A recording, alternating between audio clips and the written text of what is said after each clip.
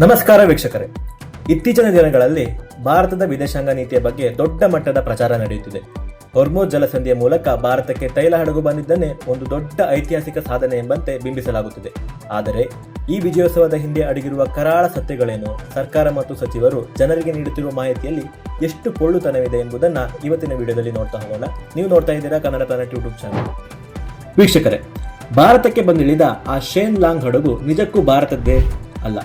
ಅದರ ಮೇಲೆ ಹಾರುತ್ತಿರುವುದು ಲೈಬೀರಿಯಾದ ಧ್ವಜ. ಅದನ್ನು ಗ್ರೀಸ್ ಕಂಪನಿ ನಡೆಸುತ್ತಿದೆ.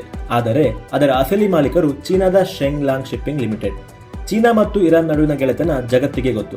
ಚೀನಾದ ಹಡಗಿಗೆ ಇರಾನ್ ದಾರಿ ಮಾಡಿಕೊಟ್ಟಿದ್ದಲ್ಲಿ ನಮ್ಮ ವಿದೇಶಾಂಗ ಸಚಿವ ಡಾಕ್ಟರ್ ಎಸ್ ಜಯಶಂಕರ್ ಅವರ ರಾಜತಾಂತ್ರಿಕತೆ ಎಲ್ಲಿದೆ? ಅದೇ ಸಮಯದಲ್ಲಿ ಭಾರತಕ್ಕೆ ಬರುತ್ತಿದ್ದ ಥೈಲ್ಯಾಂಡ್ ಧ್ವಜದ ಮಯೂರಿ ನಾರಿ ಹಡಗಿನ ಮೇಲೆ ಇರಾನ್ ದಾಳಿ ಮಾಡಿತು. ಇದಕ್ಕೆ ಜಯಶಂಕರ್ ಅವರ ಬಳಿ ಉತ್ತರ ಇದೆಯೇ? ಚೀನಾದ ಹಡಗು ಭಾರತದ ದಡಕ್ಕೆ ಬಂದರೆ ಅದು ನಮ್ಮ ಸಾಧನೆಯೇ ಎನ್ನುವುದು ಈಗ ಇರುವ ಪ್ರಶ್ನೆ. ವಿದೇಶಾಂಗ ಸಚಿವ ಎಸ್ ಜಯಶಂಕರ್ ಅವರು ಇರಾನ್ ಸಚಿವ ಅಬ್ಬಾಸ್ ಅರಾಚಿ ಅವರ ಜೊತೆ ಮಾತನಾಡಿದ್ದು ಮಾರ್ಚ್ 10ಕ್ಕೆ. ಹಡಗು ಜಲಸಂಧಿ ದಾಟಿದ್ದು ಮಾರ್ಚ್ 9ಕ್ಕೆ. ಅಂದರೆ ಕೆಲಸ ಮುಗಿದ ಮೇಲೆ ಕ್ರೆಡಿಟ್ ಪಡೆಯಲು ಮಾತುಕತೆಯ ನಾಟಕವಾಡಲಾಯಿತೆ.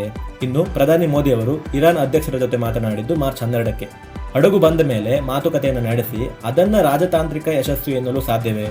ಇಂಥ ಪೊಳ್ಳು ರಾಜಕೀಯವನ್ನು ತಲೆ ಮೇಲೆ ಹೊತ್ತು ತಿರುಗುವ ನಾವು ಮೂರ್ಖರೇ ಹೊರತು ನಮ್ಮನ್ನು ಗೊಂಬೆಗಳ ರೀತಿ ಆಡಿಸುವ ಅವರಲ್ಲ. ಇನ್ನು ನಮ್ಮ ದೇಶದ ಪೆಟ್ರೋಲಿಯಂ ಸಚಿವ ಹರ್ದೀಪ್ ಸಿಂಗ್ ಪುರಿ ಅವರು ಸದನದಲ್ಲಿ ನೀಡಿದ ಹೇಳಿಕೆಯನ್ನೊಮ್ಮೆ ಗಮನಿಸಿ. ದೇಶದಲ್ಲಿ ಗ್ಯಾಸ್ ಕೊರತೆ ಇಲ್ಲ, ಬೆಲೆ ಏರಿಕೆ ದೊಡ್ಡ ವಿಷಯವೇ ಅಲ್ಲ ಎಂಬಂತೆ ಮಾತನಾಡಿದ್ದಾರೆ. ಪಾಕಿಸ್ತಾನ, ನೇಪಾಳ, ಶ್ರೀಲಂಕಾದಂತಹ ಆರ್ಥಿಕವಾಗಿ ಕುಸಿದ ರಾಷ್ಟ್ರಗಳ ಜೊತೆ ನಮ್ಮನ್ನು ಹೋಲಿಸಿ ನಾವು ಅವರಿಗಿಂತ ಚೆನ್ನಾಗಿದ್ದೇವೆ ಎಂದು ಬೆನ್ನು ತಟ್ಟಿಕೊಳ್ಳುವ ಪರಿಸ್ಥಿತಿಗೆ ನಾವು ಬಂದಿದ್ದೇವೆ. ಆದರೆ ಚೀನಾ ಅಥವಾ ಜಪಾನ್ ದೇಶಗಳ ಪ್ರಗತಿಗೆ ನಾವು ಯಾಕೆ ನಮ್ಮನ್ನು ಹೋಲಿಸಿಕೊಳ್ತಿಲ್ಲ? ಇನ್ನು ಈ LPG ಸಮಸ್ಯೆಗೆ ಸಂಬಂಧಿಸಿದಂತೆ 2018ರಲ್ಲಿ ಪ್ರಧಾನಿ ಮೋದಿ ಅವರು ಚರಂಡಿಯಿಂದ ಗ್ಯಾಸ್ ತೆಗೆಯುವ ಸರಳ ತಂತ್ರಜ್ಞಾನದ ಬಗ್ಗೆ ಹೇಳಿದ್ದರು. ಆ ವಿಡಿಯೋನೊಮ್ಮೆ ನೋಡ್ಕೊಂಡು ಬನ್ನಿ. अब इसके दिमाग में कोई विचार आया, उसने उस नाली में, स्वाभाविक ये गंदी नाली होती है, वहाँ गैस भी निकलता है तो कभी दुर्गंध आती थी. उसने एक छोटी सी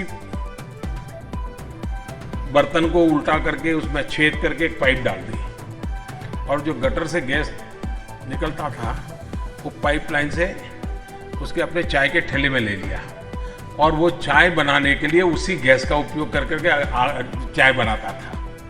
सिंपल सी टेक्नोलॉजी.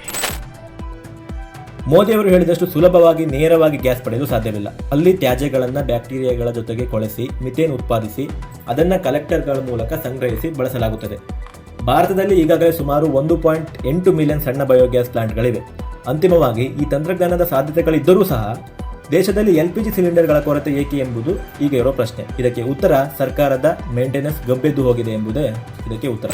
ನಮ್ಮ ದೇಶದಲ್ಲಿ ದೊಡ್ಡ ದುರಂತವೆಂದರೆ ಮಂತ್ರಿಗಳಿಗೆ ಜನರ ಸಂಕಷ್ಟಗಳಿಗಿಂತ ಪ್ರಧಾನಿಗಳ ಮೆಚ್ಚುಗೆ ಮುಖ್ಯವಾಗಿದೆ.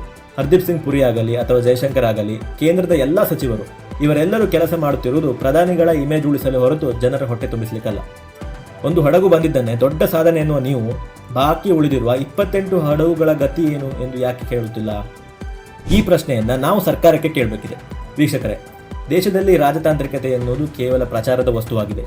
ಹರ್ದೀಪ್ ಸಿಂಗ್ ಪುರಿ ಅವರೇ, ಜಯಶಂಕರ್ ಅವರೇ, ನಮಗೆ ಬೇಕಿರುವುದು ಚೀನಾ ಹಡಗಿನ ವಿಜಯೋತ್ಸವವಲ್ಲ, ಜನಸಾಮಾನ್ಯರ ಅಡುಗೆ ಮನೆಯಲ್ಲಿ ಉರಿಸುವ ಗ್ಯಾಸ್ ಬೆಲೆ ಇಳಿಕೆ.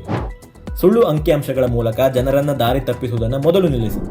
ಭಾರತ ಎತ್ತ ಸಾಗುತ್ತಿದೆ ಎಂಬ ಪ್ರಶ್ನೆ ಪ್ರತಿಯೊಬ್ಬ ಭಾರತೀಯನನ್ನು ಕಾಡುತ್ತಿದೆ. ಅದಕ್ಕೆ ಉತ್ತರ ನಿಮ್ಮ ಸರ್ಕಾರ, ನಿಮ್ಮ ಆಡಳಿತವೇ ಕೊಡಬೇಕು. ಈ ಬಗ್ಗೆ ನಿಮ್ಮ ಅಭಿಪ್ರಾಯವನ್ನು ಕಮೆಂಟ್ ಬಾಕ್ಸಲ್ಲಿ ತಿಳಿಸಿ. ಸತ್ಯವನ್ನು ಎಲ್ಲರಿಗೂ ತಲುಪಿಸಲು ಈ ವಿಡಿಯೋವನ್ನು ಶೇರ್ ಮಾಡಿ. ಧನ್ಯವಾದಗಳು.